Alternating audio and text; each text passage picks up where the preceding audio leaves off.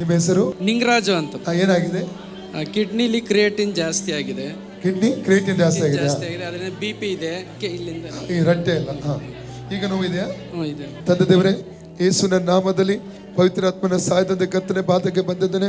ಸಹೋದರ ಲಿಂಗರಾಜು ಅವರ ಆರೋಗ್ಯಕ್ಕೆ ಪ್ರಾರ್ಥಿಸ್ತಾ ಇದ್ದೇನೆ ಸ್ವಾಮಿ. ಕರ್ತನೆ, ಇವರು ಮುಟ್ಟಬೇಕೆಂಬುದಾಗಿ ನಿನ್ನಲ್ಲಿ ಕರ್ತನೆಗೆ ಎಲ್ಲ ರೋಗತ್ನ ಶಕ್ತಿಗಳು ಇವರ ಶರೀರ ಬಿಟ್ಟು ಹೋಗಲಿ.